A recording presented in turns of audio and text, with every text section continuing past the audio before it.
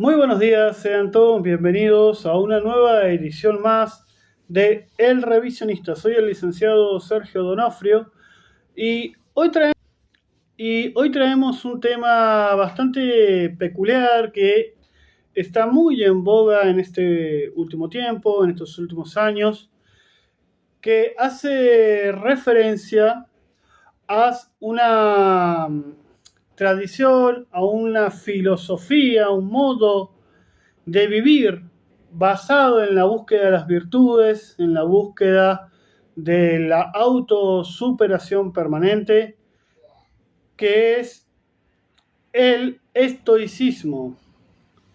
Esta costumbre, ¿no? Este estilo de vida, esta filosofía que data de los principios del siglo III a.C., aproximadamente desde el 300 antes del nacimiento, del nacimiento de nuestro Señor Jesucristo, ¿no? Fundado por el filósofo Zenón de Cito. El nombre de esta corriente proviene de la Stoa Poikile, ¿sí? Del pórtico pintado, un espacio público, ¿sí? Del ágora de la ciudad, donde Zenón y sus seguidores solían reunirse para debatir y compartir sus enseñanzas, ¿sí? Entonces, en este punto no nos sumergimos tanto en la historia misma de la creación de esta corriente de pensamiento, sino más bien lo que nos apunta, en este caso en particular, es la relación existente entre los postulados propios de esta corriente de pensamiento y el cristianismo, el catolicismo, ¿sí? ¿Por qué hacemos referencia a esto? Para ello es necesario remontarnos a sus ideas fundamentales. Vivimos en una época obsesionada con la fortaleza, la disciplina, la resistencia, el control emocional. Por eso el estoicismo, digamos, por ponerlo de una manera, ha regresado, ¿sí? Con una enorme fuerza en estos últimos años, donde justamente encontramos el apogeo de las frases de este gran emperador romano como lo fue Marco Aurelio. Podemos hallar muchas de sus frases en gimnasios, en podcasts, redes sociales, discursos motivacionales, ¿sí? El mensaje parece simple y atractivo. No dependas de nadie, domínate a ti mismo, resiste, ¿sí? Tal vez no sean frases propias de Marco Aurelio, pero el mensaje gira permanentemente en lo mismo, ¿no?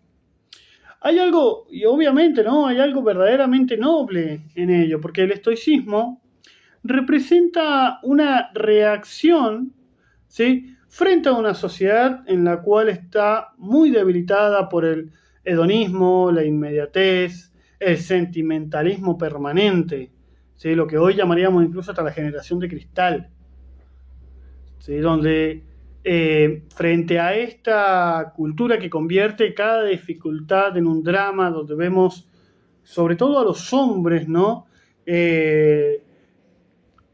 Permanentemente de su virilidad, ¿sí? Donde vemos la virilidad del varón sumamente caída, donde vemos hombres muy endebles, hombres retrotraídos, ensimismados, y vemos fundamentalmente esta figura masculina que digámoslo así, ha perdido vigor, ¿sí? Frente a todo esto, frente a justamente esta cultura, esta sociedad que caída, ¿no? en estos vicios, ¿sí? El estoico propone, ¿sí? El dominio interior de uno mismo, la búsqueda de la autoridad, la fortaleza física y moral. Aquí encontramos justamente las enseñanzas de Séneca, Epicteto, Marco Aurelio, como decíamos, ¿no? Quienes enseñaban que el hombre no controla lo que le ocurre, ¿sí?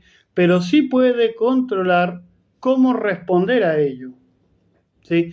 En definitiva, es el control de las pasiones, algo que realmente viene muy bien en esta época, ¿no? Y en realidad en todas las épocas, justamente cultivando el valor de muchas de las virtudes como la prudencia, la templanza, ¿sí? Entonces, justamente el estoicismo va a buscar formar a un hombre incorruptible.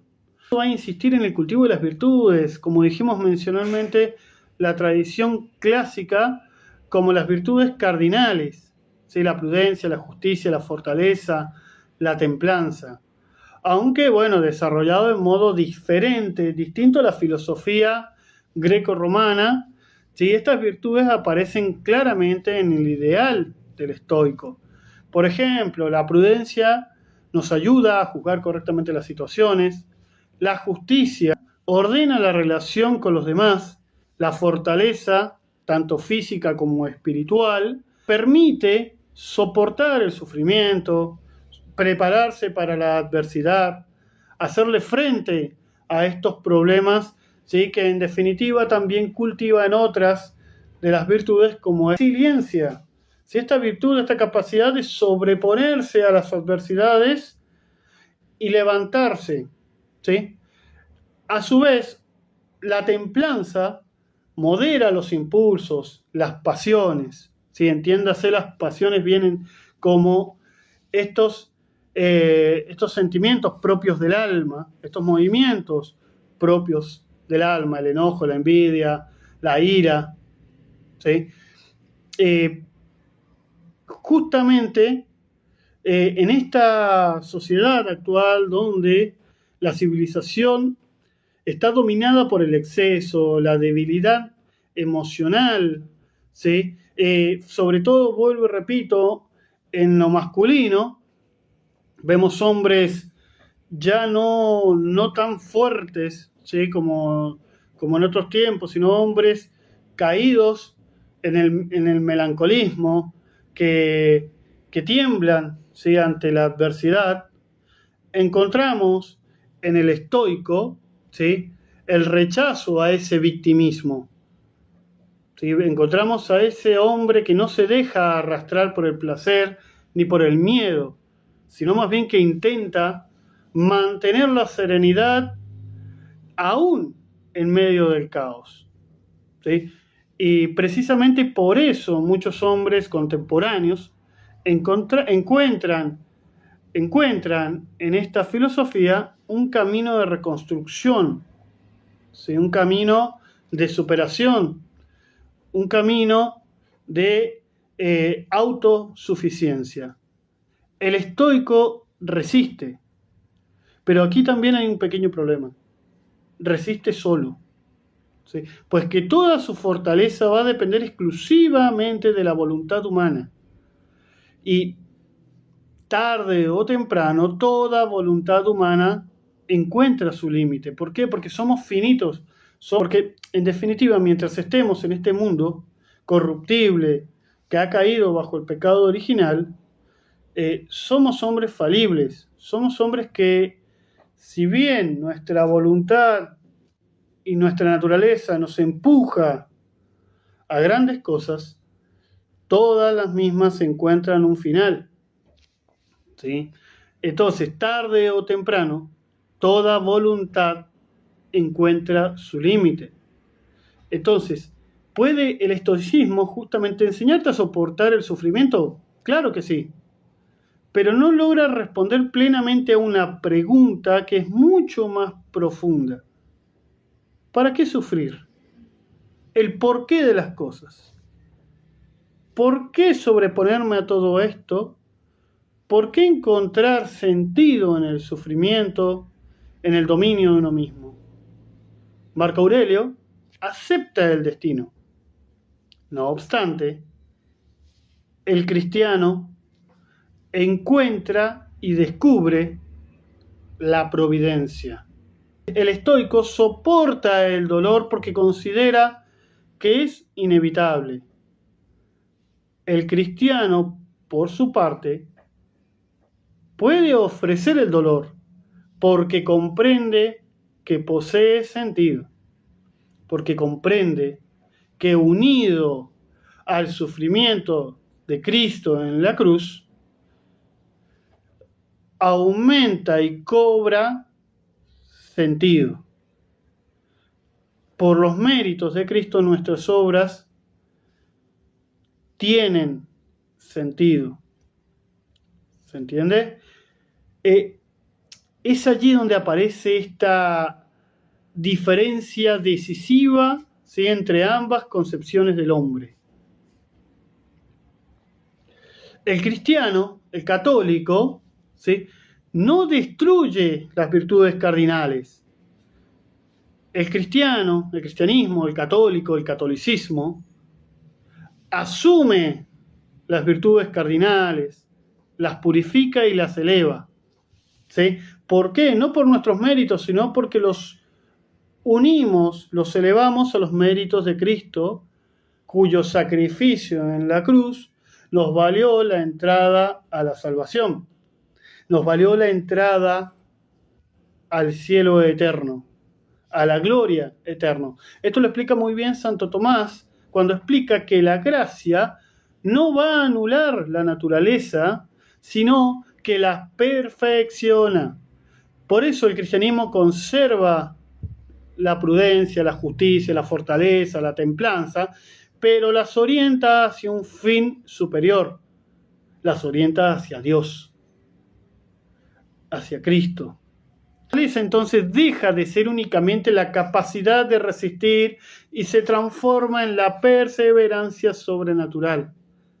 La templanza, entonces, ya no va a consistir solamente en controlar nuestros impulsos, controlar nuestras pasiones, sino que ahora va a ordenar la vida hacia el bien.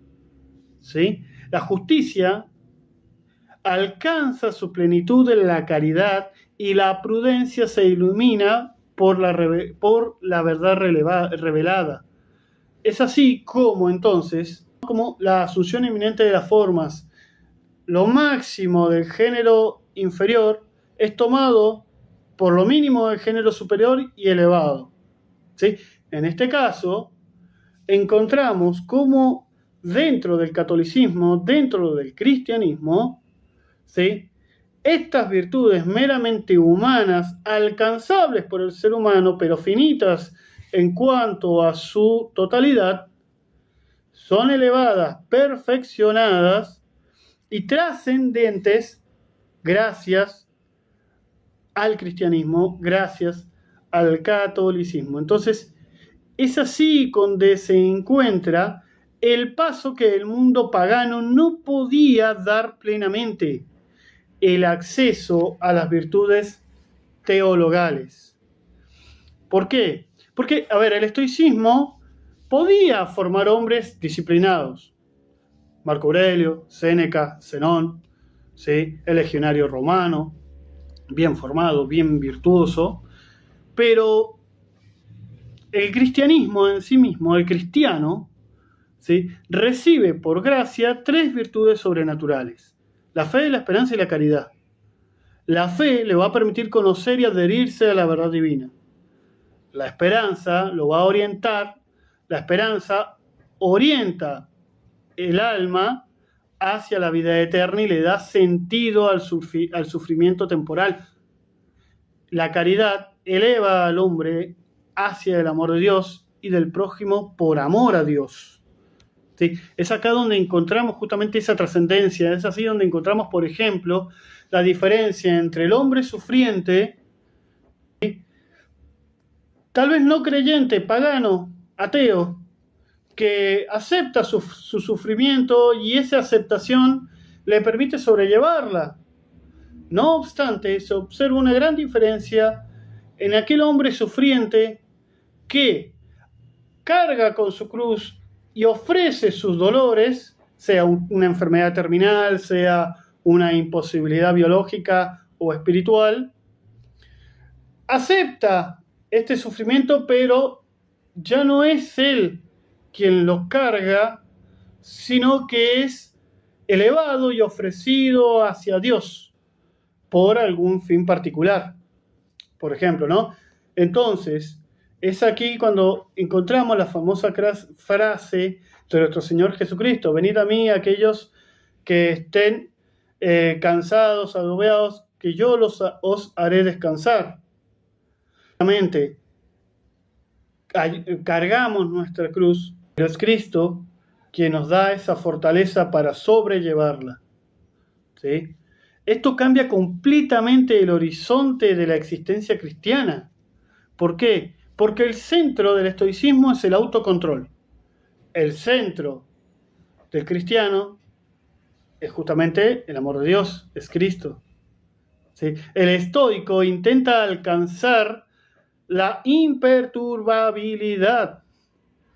El cristiano busca configurarse con Cristo. El primero, el estoico, ¿sí?, procura endurecerse frente al sufrimiento. El segundo aprende a transformar ese sufrimiento mediante la gracia, ¿sí?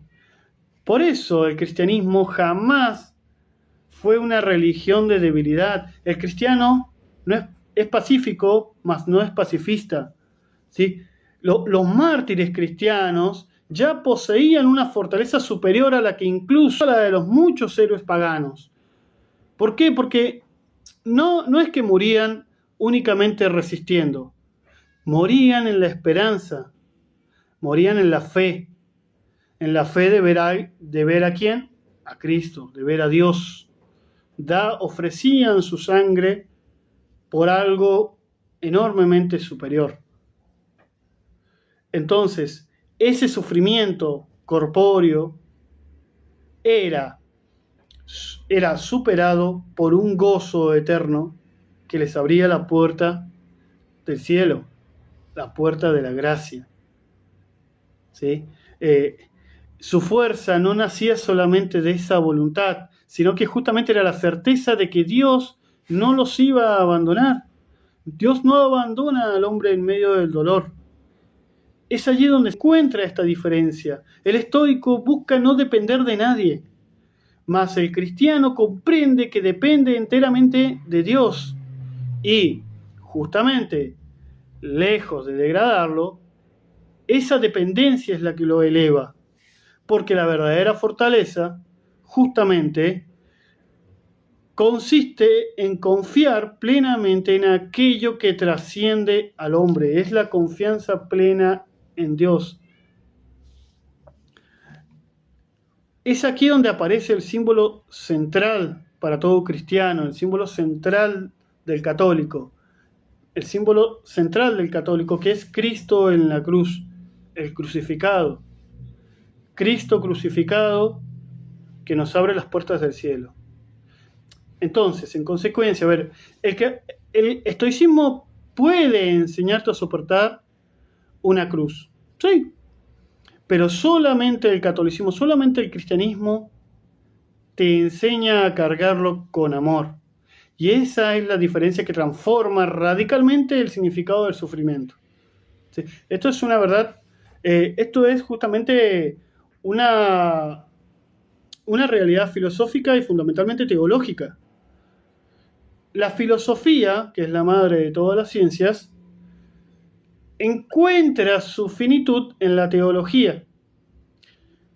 ¿Por qué? Porque solamente la teología logra completar en la filosofía ese conocimiento. Lo hace trascender a la filosofía, ¿sí? El dolor, justamente, no... A ver, el dolor justamente humano deja de ser simplemente una fatalidad irreversible. Mientras estemos en este mundo vamos a sufrir, producto de la caída del pecado original, ¿sí? Pero logra trascender gracias a la posibilidad de la redención, que es la que nos da Cristo. En consecuencia, el estoicismo puede formar hombres virtuosos, hombres recios. Por supuesto que sí. Pero el cristianismo forma, en definitiva, hombres santos. Esto no significa que hay que despreciar la filosofía estoica, ¿no? De hecho que no. Justamente, volvemos con esto, forma hombres virtuosos. Justamente porque puede servir para una preparación moral frente al enorme caos contemporáneo que hay, ¿sí? Obviamente que prefiero a un joven leyendo a Marco Aurelio antes de que esté perdido escuchando a porquerías, falsos ideales, ¿no? De estos cantantes que realmente dejan mucho que desear o personas nefastas realmente que no aportan nada a la virtud, ¿sí? Obviamente, por justamente esta decadencia en la cual nos encontramos, ¿no? Pero el hombre, en definitiva, no fue creado solamente para resistir, fue creado justamente para la verdad, para el bien, para dar gloria y alabanza a Dios. Somos criaturas de Dios, ¿sí? Entonces, ¿qué gozo más grande para el ser humano que dar gloria a su Creador? El estoicismo te puede ayudar a permanecer de pie, ciertamente. Cristo, en definitiva, puede enseñarte por qué vale la pena levantarse, ¿sí? Por eso la pregunta sigue vigente. ¿El cristianismo es el catolicismo la forma suprema del estoicismo? Tal vez la respuesta precisa sea esta. El cristianismo toma aquello que el estoicismo intuyó parcialmente, ¿sí? La necesidad de dominio interior, la virtud, la fortaleza moral, pero lo conduce, el cristianismo, el catolicismo, lo conduce hacia una plenitud que el mundo pagano jamás pudo alcanzar plenamente: la vida sobrenatural. Porque la verdadera fuerza, ¿sí?, no va a consistir solamente en soportar, sino que la verdadera fortaleza consiste en descubrir lo que incluso el sufrimiento puede adquirir sentido cuando se vive junto a Dios. La diferencia es trascendental. Como todo pagano, ¿sí?, como todo mundo pagano, encuentra su techo en la virtud plenamente humana. ¿Sí? Recordemos los grandes filósofos griegos y romanos que llegaron a grandes verdades, como a la existencia propia de un solo Dios. No obstante, no pasan de esa puerta. Con Cristo se da esa trascendencia de lo meramente natural a lo sobrenatural. Es así entonces como llegamos a esta conclusión. El estoicismo, vuelvo y repito, ayuda al hombre meramente natural. Volvemos, las virtudes, si bien son de carácter sobrenatural, al apoyarse en las mismas fuerzas humanas, se vuelve finito. Tienen un tope que no logra superar. Solo puede ser superado, trascendido, cuando encuentra su virtud en apoyarse en Cristo, varón de dolores por autonomacia, que justamente es perfectamente hombre, pero también es perfectamente Dios. Solo así el hombre encuentra su plenitud, y el ejemplo claro son los grandes santos, como dijimos anteriormente, los grandes mártires. Es así como se explica que tanta gente haya dado su vida, haya ofrecido voluntariamente su vida, o en el caso de los mártires apresados, como hoy en día está sucediendo en Gaza, en África, en tantos lugares del mundo, donde los cristianos son perseguidos y masacrados. Estos los ofrecen gustosos porque saben que verán a Dios. Es uno de los videos más cortos que hemos hecho, pero la idea justamente aquí era brindar esta luz acerca de esta filosofía que, como dijimos, tiene muy buen provecho para el ser humano, pero se queda corta. ¿Sí? Entonces, debemos entender como hombres de fe que podemos llegar a estas virtudes, a estos ejercicios que nos llevan a las virtudes, pero que en definitiva es el cristianismo el que nos dará la verdadera llave para superar, para trascender, ¿sí? Y llegar a Cristo en definitiva, alcanzar la perfección eterna que es por medio de la gracia, el frecuento de los sacramentos, el bautismo, la confesión, ¿sí? Lograr este camino hacia la santidad y el día de mañana ver a Cristo. Porque acá tenemos otra cosa. Dentro del estoicismo, si bien se habla de virtudes, no se habla de trascendencia.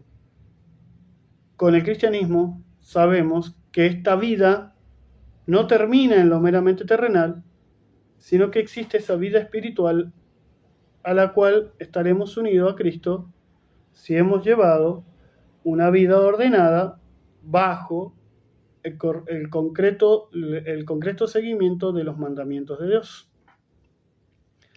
En definitiva, abraza tu cruz y sigue a Cristo, que es allí donde se encuentra la verdadera salvación del ser humano y la verdadera perfección del mismo. Si te gustó este contenido, dale me gusta, suscríbete y te esperamos para una nueva entrega de El Revisionista.